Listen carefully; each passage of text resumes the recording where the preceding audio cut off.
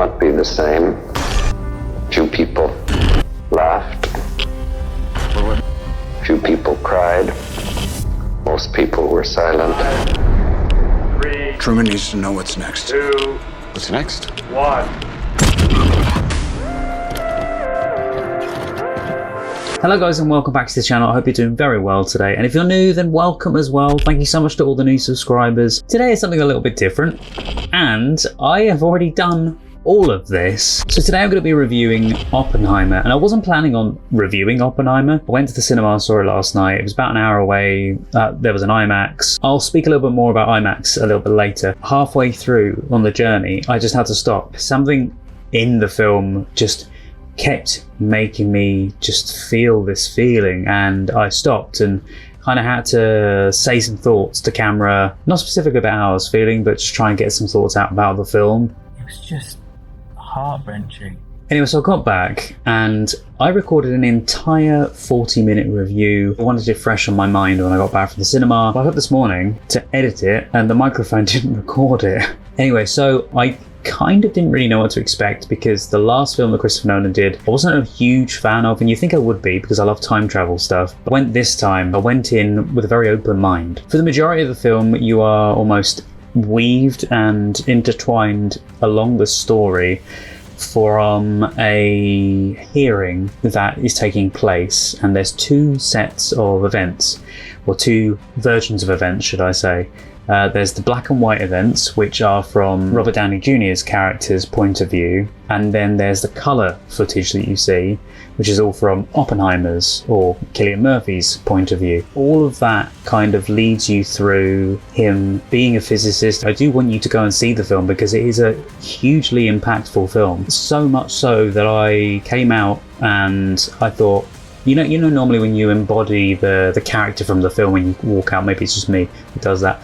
And on the way home, I was listening to the soundtrack, which is a gorgeous soundtrack, can I just say, which is by Ludwig Göransson. One of my favourite pieces of music from that soundtrack is I Can Hear the Music. But yeah, I was listening to it on the way home. I was trying to keep it fresh in my mind and trying to just keep thinking and contemplating on the film and what it felt to me, so that when I got back, because I knew it was such a long journey, when I got back, I could just pour all of my emotion and everything I wanted to say into that review. The majority of the film leads up to, as we know, the hydrogen bomb going off, the Oppenheimer bomb. And I've got to say, how they bring up the rig is mighty dangerous. It's apparently the original Oppenheimer. It was on a crane, like the bomb was sort of brought up this, the big tower. It was brought up it by this crane. I didn't see a crane in the shots when they were doing it. All I saw was it was like a winch. They were just hoisting this thing up with what looked like rope or wire or something they were taking up with. And I'm not being funny, but with something that dangerous, I don't know how, but there should have been a safer way to do that, because if that drops, that's a blooming big explosion. That's going to annihilate anyone within a certain radius. But anyway, we lead up in the story through this pre-hearing and actual hearing, and that massive hearing takes place way after what happens. Personally, I feel like they probably could have shortened the last half, but it is very dramatic, and then you look back on him doing the bomb and the whole scene of that going down, then building it, then doing the countdown, and it actually going off is superbly done. There's some superb editing, and I heard this from a couple of people in regards to the editing style, and I wasn't entirely sure what they meant by it. You see him as a physicist and he starts to imagine the atoms flying around, and I thought we were going to see a lot more of it throughout the whole film, but you see some at sort of like an earlier stage of the film, and then you see the shots when the bomb actually goes off, and that bit is incredible because before that they do like lead up tests to it, and they give you the idea of distance from the spectators, the people that are doing these tests. You see the explosion, but you don't hear a sound, and then a split second later you then hear the sound, and that is to almost preempt you for what's going to happen later when you see the bomb go off. All I'm going to say is, one, wait for it, be ready. Personally for me, and I don't know if it's because maybe I was sat to the side of the IMAX theatre, and I wasn't meant to be, I was meant to be in the middle, but because it was so jam-packed in there, I kind of just I wanted to be out of the way. I chose one of the end seats because it was so cram-packed. I was so tense. The film makes you so tense with the music and with the action that happens on camera, and because they do this quick cut editing in places where they'll be talking about something and then all of a sudden, bam, you got this really, it's almost like a jump scare. You get this really loud sound to do with the atoms flying around, or something they're talking about is then referenced and shown on screen. And because of that, it kind of puts you on edge. And I think that's the whole point. It's meant to make you feel that tension and on edgeness that the characters are feeling within those situations. The same with the music. It brings that all into one, and the music is there to push those emotions onto you as the audience. I haven't felt the feeling that I felt with that film with a lot of films, really. It's difficult to explain it, but you need to see the film to understand what it means. The relationships he has, some of the editing with those scenes specifically, if you've seen the film, you'll know the bit I'm on about, where they're in the pre-hearing and they do this quick cut to this scene and then they'll come back and it's still kind of going on. That's all I'm going to say. But that editing, it's a choice and it is great. Not so much the editing, but it's more of the choice of having that happen specifically in that scene. And the actors did an incredible job with that. And also Emily Blunt, who is absolutely incredible in this film. She's not a massively likable character, but in some ways none of them really are, because I also liked Robert Downey Jr.'s character, and he's not very likable in this film either at some points.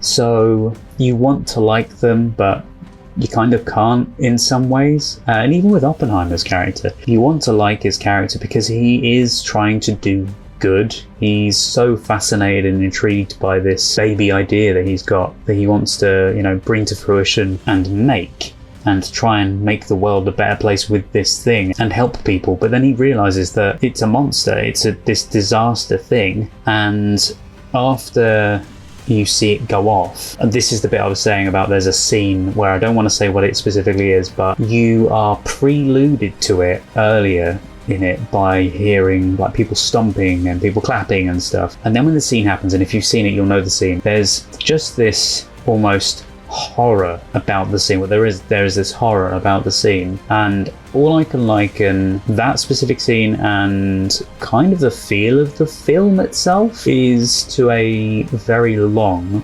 version of maybe like a Twilight Zone episode or something similar to that, like a mild horror or something, because you'll get these moments like not so much the jump scares and that, but just the moments of pure terror on his face, on Cillian Murphy's face, and on a couple of other characters' faces when things happen. Then when this specific scene happens, you've got the Christopher Nolan-esque filmmaking style where it's similar to Inception, with something that happens in the edit. I think it's in the edit. I don't think it's within the camera. They might have somehow done it in camera with a bit of shaky camera that's stabilized, but when you see it, you'll see what I mean.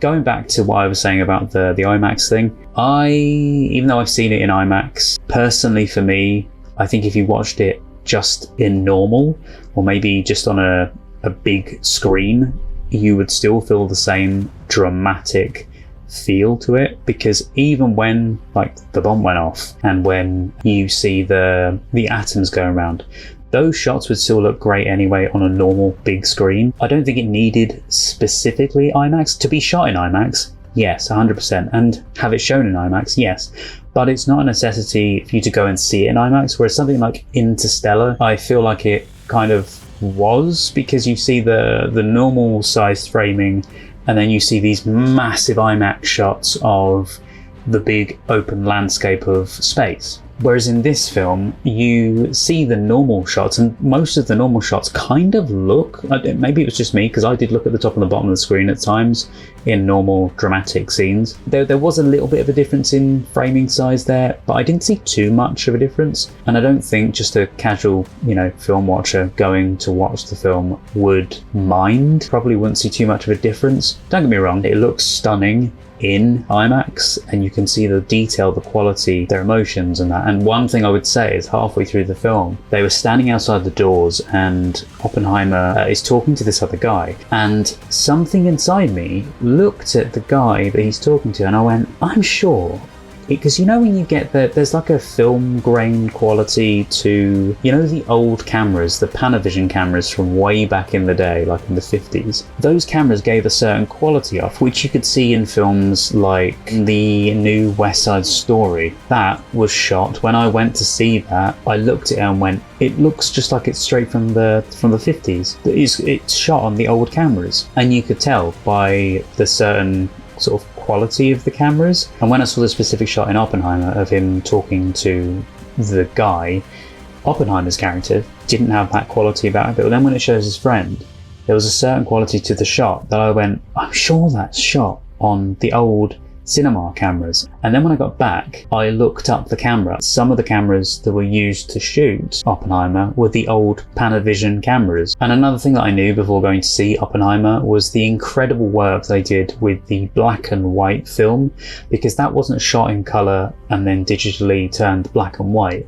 That was filmed in black and white. And you're probably thinking, well, so you just film it in black and white? Well, no, because they needed a film stock that was the right size, because if obviously they've got to bring it up and expand it to the IMAX size. So they wanted a film stock that was that big, and they didn't have any, so they had to make their own black and white film. So it was incredible that they actually made that for that specific film. So I'll give Christopher Nolan and the team a massive hand, and for Ludwig for the soundtrack as well, which really adds to the film. One of the things I love about the film is early on you see him smashing glasses, and it's like a precursor to, so that you know what he's thinking, basically trying to see how far the glass will travel from its moment of impact. And you see these shots of the glass scattering and dispersing, and I think he's trying to put into reality what he's thinking with the atoms and stuff, because it's around the same time when we see whatever is going on in his head, you know, what looks like the atoms spinning. I might be wrong, that might not be atoms. And it was really interesting to see that. One of the big things about the film that I just kept thinking about, and it's the reason that I wanted to make a review, is the horror that you see within that specific scene I was saying about. You kind of think about it when the bomb goes off itself, but then when a certain thing happens after, there's this phone call. That's all I'm going to say. It's what you hear about after having just witnessed what the bomb can do. You hear this phone call. The realization of the impact, the trauma, the pain that has then put people through hit me like a ton of bricks. I didn't expect it. That scene killed me. I didn't really know what to think. You see and you feel the exact emotion that he's feeling, and that scene that happens afterwards, the one that I said it's impactful, is everything that you have been feeling and building your emotion with him in the film. As much as I was already feeling it from the phone call and knowing how he must have felt, how actual Oppenheimer must have felt within that situation. I will say that the last part of the film I feel could have probably been a bit more intertwined into the earlier stuff. I understand they wanted to lead up to a point and then you get him feeling a certain way, and then you see the rest of that sort of hearing. The whole film kind of builds up with the relationships and the building of the bomb, and you get the sort of the hearing start ramping up as well. And then it happens, and then you kind of get this aftermath of everything's just falling and crumbling apart around him, whilst he is trying to keep his sanity and keep it together for his family, for the case itself. It really fed you every bit of detail, and you then get to see how they treat the whole situation. If you are a huge fan of soundtrack, please check out the soundtrack for this film. Even just check out Can You Hear the Music? It kind of is very reminiscent of the soundtrack pieces that Hans Zimmer would make for Christopher Nolan. It's contemplative, and you can feel the pain and the suffering and the thoughts all kind of whirring around from Oppenheimer's head. You can hear the sort of the calmness and the stillness within the string music, and hear his sort of brain, if that makes sense, a strong emotion that is tugging at him from the real strong brass that's in there. And there's a tension to the sound in a way that I think fits the highly strung intellect and emotion of Robert Oppenheimer very well. I also kind of think it was a little bit reminiscent of the Hereditary soundtrack as well, that strong brass. Anyway guys, let me know your thoughts on Oppenheimer itself, and I hope you really enjoyed this video. I know it's a bit different to what I normally do. If you did like this video, then consider clicking the like button and subscribe to the channel for more things like reactions. I can't say like this. I will kind of do something like this again in the future, but it's moreover going to be reactions to films and shows and stuff. Check out some of my other content. I think you'll really enjoy it. And yeah, have a wonderful day, guys. Take care, stay safe, and I'll see you guys next time. Bye-bye.